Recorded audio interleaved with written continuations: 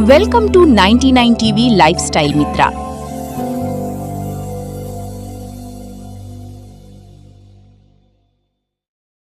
I need your help. No, I can't. Please, just this once. No, I'm sorry.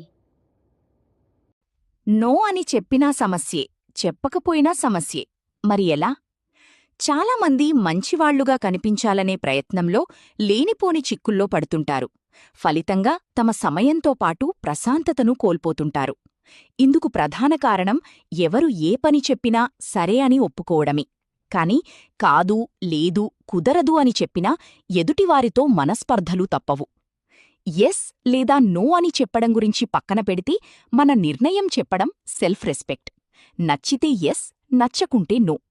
Yes చెప్పితే మనం ఇబ్బంది పడినా ఎదుటివారితో ఎలాంటి సమస్యలు ఉండవు. కాని నో చెప్పితేనే లేనిపోని విభేదాలు.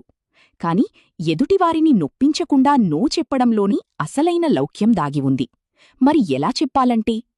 నో చెప్పాలనుకున్నప్పుడు శాంతంగా మాట్లాడాలి. ఇప్పుడు కుదరదు, నాకు టైం లేదు అని సింపుల్గా చెప్పాలి. అలా అని ఎక్కువ ఎక్స్ప్లనేషన్ లేదా కారణాలు చెప్పకూడదు. ఇంకా మాటల్లో గంభీర్యం లేదా కోపం ప్రదర్శించకూడదు. ఎదుటివారి రిక్వెస్ట్కి నో చెప్తున్నాం కాబట్టి వారితో సంబంధాలను కాపాడుకునేందుకు ఆచితూచి నెమ్మదిగా మాట్లాడటం ముఖ్యం. కాని గుర్తుపెట్టుకోండి, మీ బౌండరీస్పై గౌరవం లేనివాళ్లు మిమ్మల్ని కూడా గౌరవించరు. అందుకే అవసరమైన చోట నో చెప్పడం నేర్చుకోండి.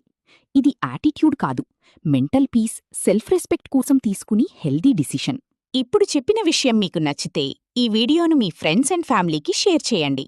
ఇంకా ఇప్పుడే మన 99 టీవీ లైఫ్ స్టైల్ ఛానల్ని సబ్స్క్రైబ్ చేసి ఫాలో కొట్టండి.